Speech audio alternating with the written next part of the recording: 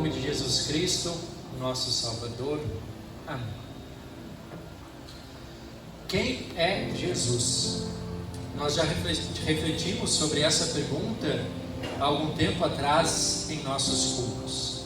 Para nós talvez seja uma resposta muito óbvia, mas se nós fizermos essa pergunta lá fora, no mundo afora, nós poderemos ser surpreendidos por uma grande variedade de respostas. Para muitos, Jesus foi um sábio mestre, que deixou importantes reflexões para a humanidade. Alguns acreditam que Jesus é uma energia positiva ou um guru espiritual, alguém que pode ajudar o ser humano a encontrar o seu Deus interior e levá-lo a entender tudo aquilo que ele precisa para esse mundo é de paz e amor. Existem também aqueles que veem Jesus como um terapeuta ou como um coach espiritual, aquele que nos ajuda a enfrentar os problemas do dia a dia, a encarar tudo de uma maneira mais positiva, aquele que eleva nossa autoestima, nos faz enxergar o quão importantes nós somos. Também há aqueles que consideram Jesus a chave para a saúde, para o sucesso, para a prosperidade terrena. Para outros, Jesus é um grande exemplo de vida, aquele que nos mostra como devemos ajudar as outras pessoas e assim transformar o mundo em que vivemos.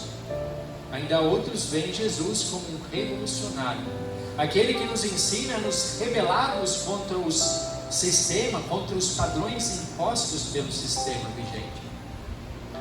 Essas são apenas algumas das muitas opiniões que nós encontramos pelo mundo afora sobre Jesus. E diante de tantas respostas, diante de tantas opiniões, nós nos perguntamos quem afinal é Jesus Cristo. Todas essas respostas, elas na verdade são fruto de divagações humanas. Se nós realmente quisermos saber quem é Jesus e para o que ele veio, precisamos ir para a fonte. Precisamos recorrer à Bíblia, à Sagrada Escritura. E há pouco nós lemos o texto do Evangelho, o anúncio do nascimento de Jesus Cristo a José. E quais foram as palavras que o anjo disse a José? Ela, Maria, no caso, a noiva de José, dará à luz um filho e você porá nele o nome de Jesus, porque ele salvará o seu povo dos pecados deles. E logo adiante, Mateus ele registra o cumprimento de uma profecia que havia sido feita lá atrás, centenas de anos antes, pelo profeta Isaías. Eis que a Virgem conceberá e dará à luz um filho, e ele será chamado pelo nome de Emanuel. Esses dois versículos deixam claro que Jesus é o próprio Deus conosco. Emanuel, o Deus conosco. E que ele veio ao mundo para salvar a humanidade dos seus pecados. O que aliás está expresso no próprio nome de Jesus, conforme eu falei para a Helena antes, no momento das crianças, que o significado do nome de Jesus é o Senhor salva. A partir do momento em que sabemos quem é Jesus e o que ele veio fazer, é indispensável que a gente também faça uma reflexão sobre quem somos nós. Quem afinal sou eu? Quem são vocês? E aqui eu não me refiro ao nome que nós temos ou à profissão que exercemos, mas àquilo que está em nossa essência. Quem nós somos? E mais uma vez, se nós fizermos essa pergunta pelo mundo afora, nós encontraremos as mais variadas respostas. E certamente a maioria das pessoas, elas não falarão mal de si mesmas. Elas dirão que são pessoas boas, que procuram fazer o bem na medida do possível, que ajudam aqueles que precisam e assim por diante. E provavelmente nós também diríamos algo parecido. E não quero aqui de modo nenhum dizer que isso esteja errado, ou contestar a boa intenção das pessoas. Porém, quando nós falamos da nossa essência, a reflexão ela precisa ser mais profunda. E essa reflexão pode começar a partir do próprio Jesus. Pois se Jesus Cristo, o Filho de Deus, veio ao mundo para salvar a humanidade dos seus pecados, isso logicamente implica que todos nós somos pecadores.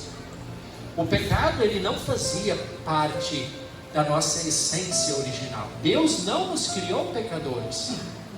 Mas a partir da queda, da desobediência de Adão e Eva, o pecado acabou sendo impregnado em nossa essência. E já não conseguimos mais evitá-lo. E a Bíblia, se nós lermos ela do início ao fim, ela mostra essa realidade humana. E foi justamente para nos perdoar, para nos salvar dessa condição que Jesus veio ao mundo. Ele veio para restaurar aquilo que o pecado estragou, aquilo que contaminou, nos livrar daquilo que contaminou a nossa essência. É por isso que o seu nome é Jesus, porque somente Ele, o Senhor dos Senhores, pode nos salvar da nossa condição pecaminosa. O texto paralelo para esse culto é o texto da primeira epístola de João, no capítulo 4, versículos 7 e 16, e a principal temática desse trecho é o amor. E o título dessa sessão que nós encontramos em nossas Bíblias é justamente Deus é amor. E nos dias atuais o amor de fato tem sido a grande pauta para defender o direito das minorias, dos oprimidos, dos menos favorecidos. E não há dúvida de que o amor é a chave para que tenhamos um mundo melhor, um mundo mais justo, um mundo mais digno e mais humano. No entanto, não são poucas as vezes em que o discurso do amor é usado apenas por conveniências, apenas para defender os próprios interesses. Por vezes, as mesmas pessoas que clamam por mais amor, elas facilmente se inflamam de ódio por aqueles que agem ou pensam diferente delas. E aí eu pergunto, onde está a coerência? Onde fica o amor em tudo isso? E também é verdade que muitas vezes o discurso do amor, inclusive a expressão Deus é amor, é usada para justificar uma vida cheia de erros, descuidos, incoerências, imoralidades, enfim, uma vida totalmente conformada e entregue ao pecado, contrariando tudo aquilo que Deus manifesta em sua palavra. Novamente, onde está a coerência? Que amor é esse? Por que isso acontece? E novamente nós precisamos olhar para o que nos diz a palavra de Deus. E o texto da primeira epístola de João, ele é esclarecedor. Nos versículos 9 e 10 do capítulo 4, João ele diz: nisto se manifestou o amor de Deus em nós, em haver Deus enviado o seu Filho unigênito ao mundo, para vivermos por meio dele. Nisto consiste o amor. Não que nós tenhamos amado a Deus, mas em que Ele nos amou e enviou o seu Filho como propiciação pelos nossos pecados. Ele enviou o seu Filho para perdoar os nossos pecados. Nisto consiste o amor. Esses versículos, eles respondem a essas incoerências que vemos em relação ao amor pelo mundo fora. O amor, ele procede de Deus. Foi Ele quem nos amou ao enviar o seu Filho Jesus para que por meio dele tivéssemos o quê? O perdão dos pecados. Todos somos pecadores e Deus manifestou o seu amor enviando o seu Filho para perdoar os nossos pecados, para termos vida espiritual e a garantia da salvação eterna. Tomando esse amor de Deus por base, só podemos concluir que um amor autêntico, um amor verdadeiramente desinteressado, só é possível quando nós recebemos Jesus em nossas vidas. E para receber este Jesus em nossas vidas, é necessário que nós reconheçamos a nossa condição de pecadores, porque foi justamente para perdoar os nossos pecados, para nos salvar, que Jesus Cristo veio. É a partir do momento em que entendemos e nos submetemos a esse grande amor de Deus que poderemos também nós amar melhor uns aos outros. João ele ainda afirma em sua epístola, nos versículos 12, 16 e 17: conforme a nova tradução na linguagem de hoje, que inclusive a Elaine leu essa tradução. Se nos amamos uns aos outros, Deus vive unido conosco e o seu amor enche completamente o nosso coração. E nós mesmos conhecemos o amor que Deus tem por nós e cremos nesse amor. Deus é amor. Aquele que vive no amor vive unido com Deus e Deus vive unido com ele. Assim o amor em nós é totalmente verdadeiro, para que tenhamos coragem no dia do juízo, porque a nossa vida neste mundo é como a vida de Cristo.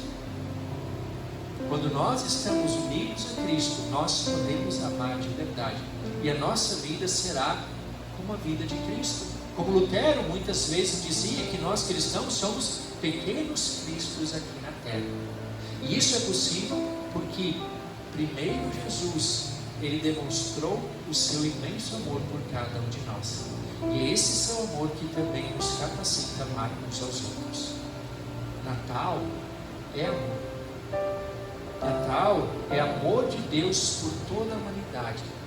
Amor de Deus por mim e por cada um de vocês. Amor que nós, seus filhos, pela fé em Jesus Cristo, devemos transmitir ao nosso semelhante. Amor que nos capacita a sermos pessoas melhores, a fazermos boas coisas pelo nosso próximo e pela sociedade. Não apenas as coisas básicas, como cuidar da família, ajudar um vizinho, fazer um favor para uma pessoa idosa, dar uma esmola, ajudar uma pessoa necessitada. Tudo isso são coisas que Deus espera de nós. E são coisas importantes que nós devemos fazer, mas não apenas elas. Porque essas coisas até pagãos, incrédulos e ateus fazem. E muitas vezes até melhores do que muitos cristãos. Deus, em sua palavra, Ele mostra que nós, os seus filhos, devemos ir além.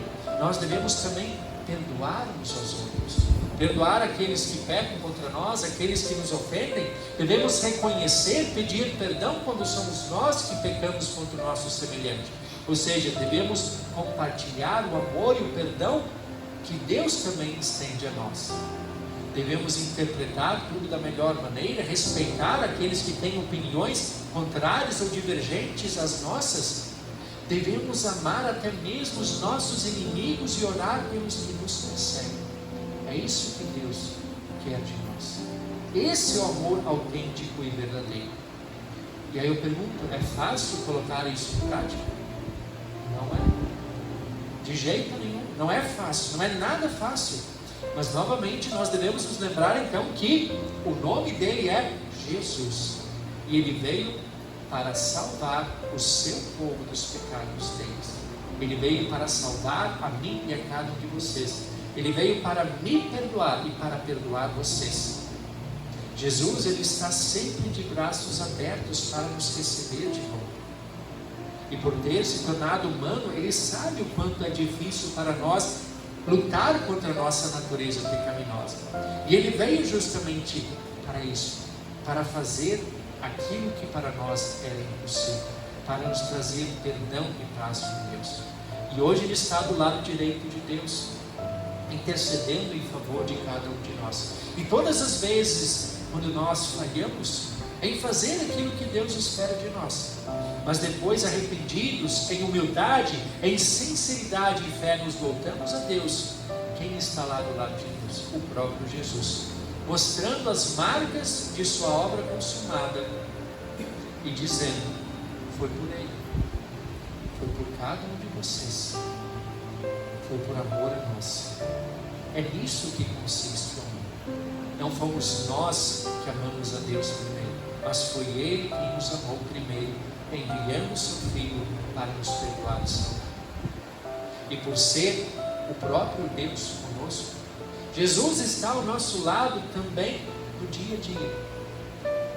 Ele está conosco nos momentos bons e nos momentos ruins. Ele viveu neste mundo. Ele sentiu o que nós sentimos, porque Ele tem a nossa carne. Ele é ser humano como nós. E Ele sabe que não é fácil viver neste mundo, em meio a tantas dificuldades. E Ele está nos amparando, nos confortando, nos dando segurança e proteção dia após dia. Ele cuida de nós nos momentos difíceis, especialmente, e muitas vezes Ele faz isso se utilizando de pessoas que Ele coloca ao nosso redor, que se tornam instrumentos do amor de Deus, tornando esse amor, esse Deus conosco ainda mais real e concreto, através de outras pessoas. E quantas vezes talvez nós não tenhamos sido instrumentos do amor de Deus? Vocês no dia a dia talvez estejam agora sendo instrumento do amor de Deus na vida de alguém que está passando por dificuldades. É assim, pela fé, é essa fé que nos capacita a sermos esses instrumentos de Deus. E assim podemos amar uns aos outros e tornar esse Emmanuel ainda mais próximo de cada um de nós. E assim que Jesus continuará conosco, diante também das incertezas em relação ao futuro. Nós estamos agora terminando um ano. Foi um ano bom? Talvez para alguns sim, talvez para outros não. Talvez poderia ter sido melhor. Mas e o novo ano que está se aproximando? 2024, como será? Nós não sabemos. Ninguém sabe. E por vezes ficamos inseguros, incertos o que será. Mas tenhamos a certeza de que se nós estamos nas mãos deste Jesus, se este Emmanuel está conosco e de fato Ele está, não há o que temer. Não há o que temer, seja esse ano maravilhoso, esse ano que está por vir, seja esse ano cheio de dificuldades, porque o Emmanuel continuará conosco. Somente o amor revelado em Cristo Jesus, Ele poderá de fato dar verdadeiro e real sentido e verdadeira segurança às nossas vidas, mesmo diante de um futuro incerto. Então, que assim, meus queridos irmãos e irmãs, que neste Natal, nestes últimos anos do ano de 2023, ao longo do próximo ano de 2024, que está para iniciar nos próximos dias, e ao longo de todos os dias de nossa vida, que nós possamos sempre viver sob este amor, deste Jesus que nos perdoa e nos salva, deste Deus que está conosco em todas as situações. E assim, capacitados pelo Espírito Santo, possamos também ser instrumentos deste grande amor na vida de muitas outras pessoas. Que assim seja. Amém.